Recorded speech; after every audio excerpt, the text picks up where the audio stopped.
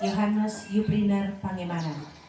Lahir di Desa Rumengkor tanggal 11 April 1976. Merupakan anak dari Bapak Ratu Pangemanan almarhum dan Ibu Jovita Nayawan almarhum dalam keluarga Pangemanan Nayawan. Yohanes merupakan anak kelima dari 7 bersaudara.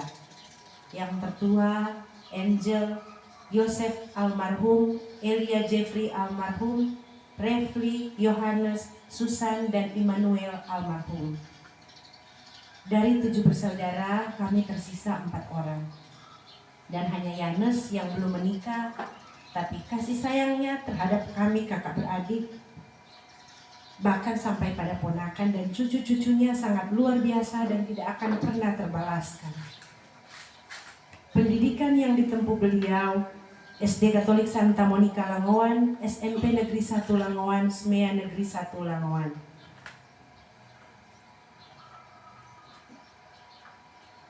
Yanes juga banyak mengikuti kegiatan dan tergabung dalam komunitas dan organisasi.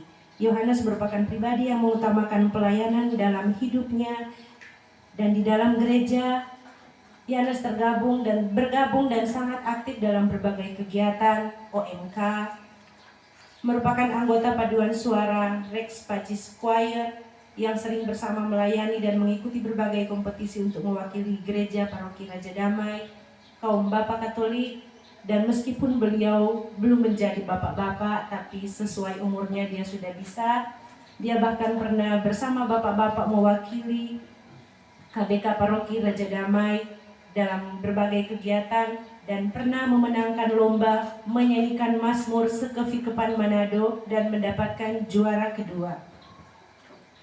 Di dalam gereja Stasi Salib Suci Taas dan khususnya wilayah rohani Santo Benediktus, semua yang mengenal Yanes tentu sangat tahu pribadinya dan apa saja yang sudah dia lakukan untuk melayani Tuhan dengan tulus dan ikhlas dalam kapasitasnya sebagai seksi liturgi. Pribadi Yohanes bukan hanya milik satu kelompok saja. Kalau itu berbicara tentang pelayanan, apalagi mau memuji Tuhan lewat suaranya, pasti dia akan ikut ambil bagian saat dipanggil untuk mengisi suara tenor kapan saja dan di mana saja. Ada banyak lagi yang Yanes sudah ikuti dan tidak bisa saya sebutkan satu persatu.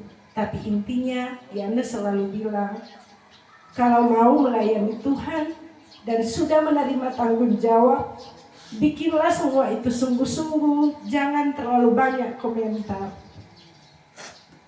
Dan Yohanes juga merupakan atlet Sulawesi Utara dalam cabang olahraga bulu tangkis dan panahan.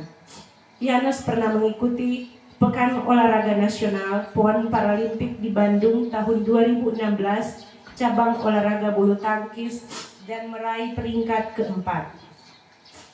PON Paralimpik Papua tahun 2020, cabang olahraga panahan meraih peringkat 11 nasional skor individu. Porprov Pekan Olahraga Provinsi Sulut 2022 di Bolmong, cabur panahan divisi kompon bergu putra dan ganda campuran meraih medali perak dan perunggu. Dan yang terakhir, PON Paralimpik Solo tahun 2024, cabur panahan, Yanes meraih peringkat 7 nasional skor ganda campuran. Itulah sebagian prestasi dari kakak saya selama dia aktif sebagai atlet Sulawesi Utara.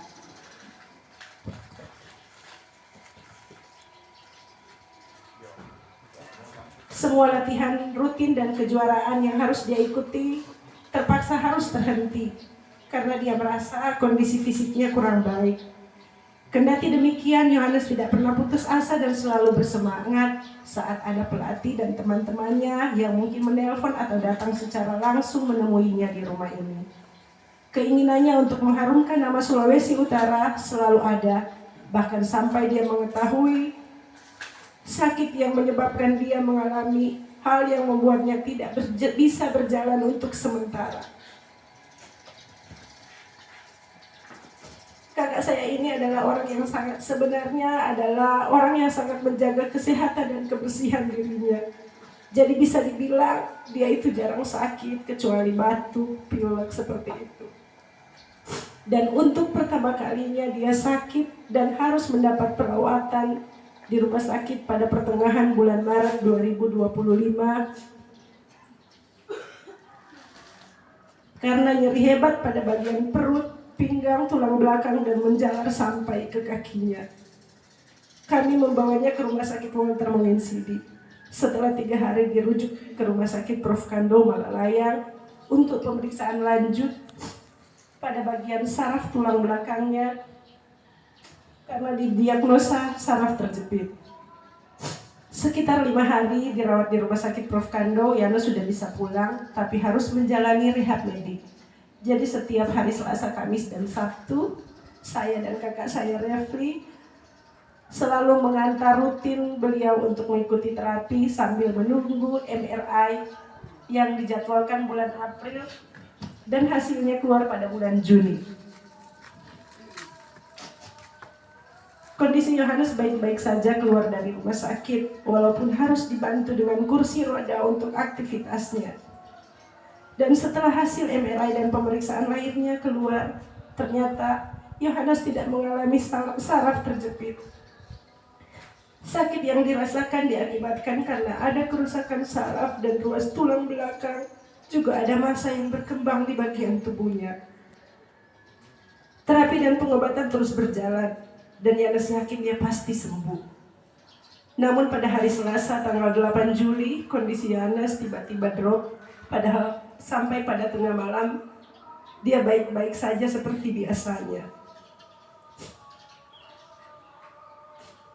Saya dan kakak juga dibantu sahabatnya Kut yang saat ini sedang merekam, yang melibatkan Yanes dalam atlet bulu tangkis Sulawesi Utara, segera membawanya ke Prof. Kando Malalayang dan dirawat di IGD, kemudian dipindahkan ke ruang ICU.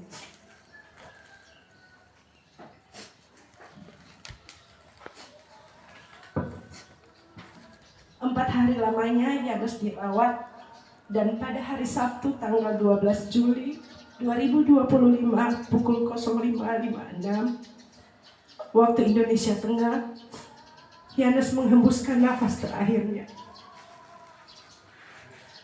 Demikianlah riwayat hidup kakak adik kami yang sangat kami kasihi karena kebaikan hatinya pada kami. Mohon maaf kalau ada kesalahan dari Yohanes selama hidupnya kepada siapapun yang pernah mengenalnya. Dan mohon didoakan untuk perjalanannya menuju Bapa di surga. Terima kasih.